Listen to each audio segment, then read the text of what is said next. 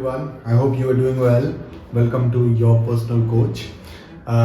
So yesterday, or a few days back, in fact, I saw a meme, and we were talking about that meme where a person was saying that when you meet people or when you are in coaching people, coaching a team who are resistant, right? Who do not accept the agile ways of working, Scrum and all that stuff. If you are a coach, agile coach, you're trying to implement things and they do not accept it. It feels like you are talking to a wall. You're talking to a wall because they do not respond to you, they do not listen to you, they do not understand you. It's like they are as where they were right before. So whatever inputs you are trying to give, they're reluctant to take or absorb anything, just reflecting everything back, just like a wall. And then I was thinking, right, yes, we all have gone through this situation. People who are in this profession, more or less everyone have gone through this situation, and we still go through this situation. It's very common where people are resistant, people are reluctant. Right? Does it really mean that you're talking to a wall, or does it really mean that you are actually just doing things and not getting any response? If I say this, honestly, if I say this that I am talking to a wall while I coach, it does not reflect the mentality or the mindset or the state of mind of those people whom I am coaching. It reflects the mindset of mine. It reflects my mindset. So I am saying the people who are sitting in front of me, who I'm coaching, are just like a wall. They do not have. So I myself belittling them, I am trying to tell that these people are not capable of taking my wisdom, my knowledge. They are resistant to me. They are resistant to philosophy of Agile. Right? They are not good enough to be agile. Well, I cannot be further from the truth. The problem is it shows my mindset, and that mindset will, it's not that I'm not saying that people who say that is evil or they are not good coach or something like that. No. What I'm saying, if I think like that, what will happen is that will be expressed in my coaching. Because if I think somebody is wall or somebody is not receptive, I'll not put much of effort. That bias would come and say, okay, this whatever I do, they won't understand, so we won't just do anything. Let me go through all this. Yeah, this is how Scrum works, this is how Kanban works. Yeah, this is Agile. That's it. And the more we do it, the more interest they lose. Because they think, oh, this person is not even interested.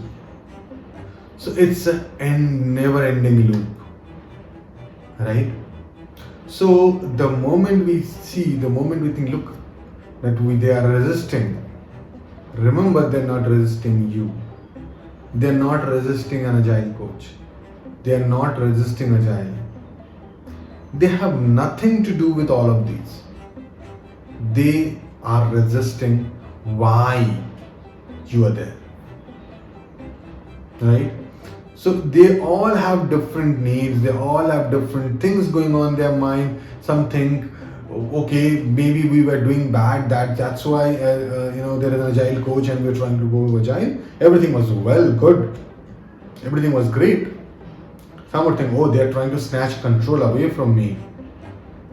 Maybe my job role is no longer relevant. I don't see a manager in the Scrum. There is only 3 roles. Where am I going to fit? Do I have to become a Scrum Master? I don't like it.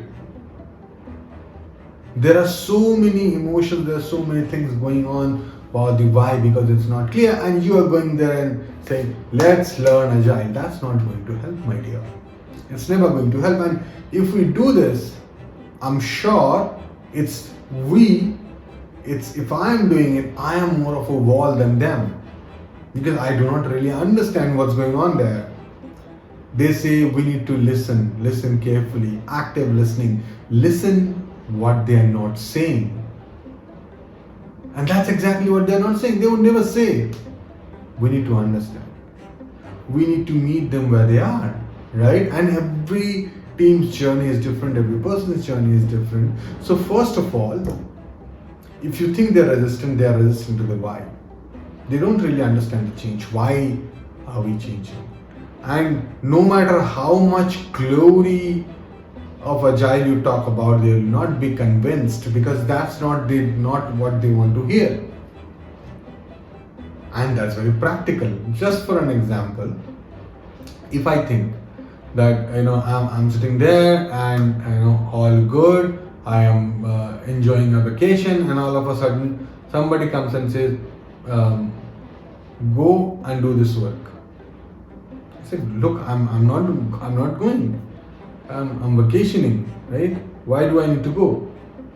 And they talk about the great things that we can achieve while working. How does it feel? Right? The first thing is, why should I stop vacationing? Right? I'm not saying that Agile is work and not doing Agile is not being Agile is vacationing mode. Of course not. What I'm trying to say is, we need to think from their perspective. That's what we are hired for. Think from their perspective. Right? Not only bringing your perspective onto the table and enforcing. That's, people have been doing it since ages. Right? Why are we different? We are different because we bring their perspective into our profession. Right? So we need to understand what is the problem, why they think, what are the things that was going well, what are the things that could not go well, how we want to improve, can we improve anything, what are the areas that we want to improve. Talk in that term. If we thought, or if I think that there is a wall, first I need to do all my work to see people from that wall. And when we have people, then only conversation starts. So it's my problem because I'm seeing a wall. They are not. I don't know what they're seeing. Right? If I am seeing a wall, I need to see whether I can see people or not. If I'm still seeing wall, oh, that's a problem. Right? So you need to see people behind those walls. And when you see that, then only you can understand their perspective. Because you are changing people. You do not transform process. You do not transform tools. You transform people. You transform the way we work. And when we do that, we need to think others as a people. Right? That's the basic thing. Right? So when you deal with this is very important. This is very crucial, because there is this notion in so many coaches or Scrum Masters that hey, we are higher coaches. We know about this particular thing about Scrum or the way we work.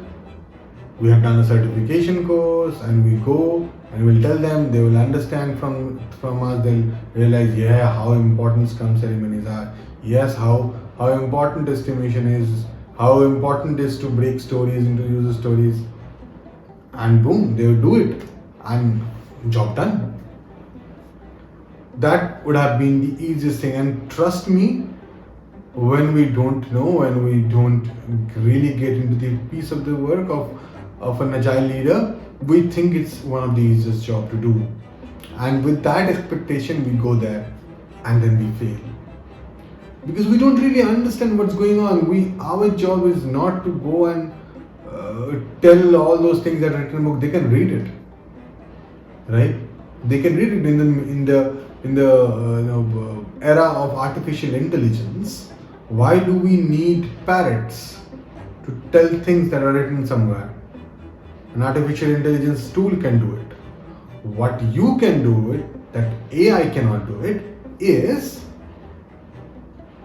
you bring perspective, their perspective, right? Everyone's perspective. You read the room, you read the people, you try to understand their problem. Tell them, okay, what the problems are, what can be those solutions. You offer some solutions sometimes. You help them unlock their potential sometimes.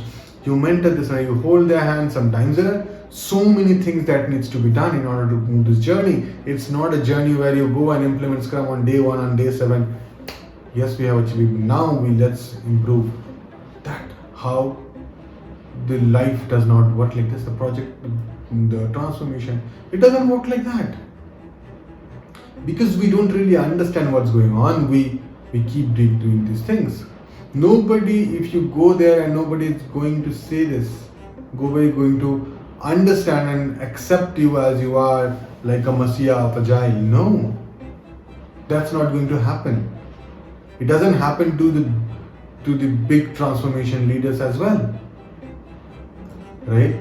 There will be people who will be debating. There will be people who will be telling that, okay, I do not agree with the point, and that's great. That means that people have courage to, say no to things. They are open for discussion. Let's debate. Let's discuss.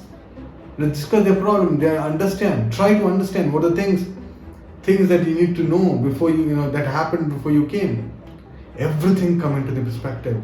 There are people who come new to your organization and they come with a huge load of burden from different other organization.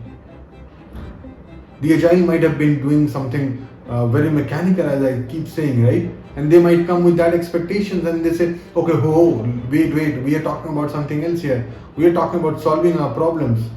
No Scrum here? If we do the Scrum thing and then we are done, right? What are you talking about? We are talking about solving problem here. That's a problem. They don't understand this brand of Agile. So you need to tell them your brand of Agile, right? And your brand of Agile should be simply Agile, right? Which makes you Agile, which makes you flexible, which makes you help solve the customer, which makes you solve the problem so that you can increase the business value. And you keep doing it, right? You need to be Agile all the point of time. It doesn't mean you have to do Scrum. It doesn't mean you have to be applying Kanban. It doesn't mean you have to do the same. I keep saying this. These are all tools that you use to achieve that for earlier. Maybe not. Right? So if you are a coach, if you're a Scrum Master and you think, oh my God, I'm breaking my head in front of wall, there's some problem with us. Right? So try to work on that and think that what can we do to see those people. And it's not that I've never done it. I've done it as well. Right? We all have. I mean, I don't know about you, but I have not been a great coach. I'm still not a out of the world coach. Of course not. I'm still learning. I've done these mistakes, and when I done it, when I have reflected back, I've learned. Yes, I did wrong. I did wrong plenty of time. Right? I wish I can go back and change the situation, but I can't. But what can I do is I can learn and I can implement it in future. And I can help others to learn from my experience. You can do that too. Right?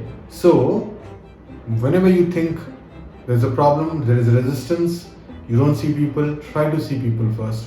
Try to see those faces behind those walls. And then you would see that those people, you would understand their perspective. You would no longer be breaking your head into rocks or stones. Right? You would be going in a similar journey, same journey with those people, right? And I'm sure that would be a fun journey to live. Please put your comments down below and questions down below. I would love to hear your perspective as well. And thank you so much. I will see you soon.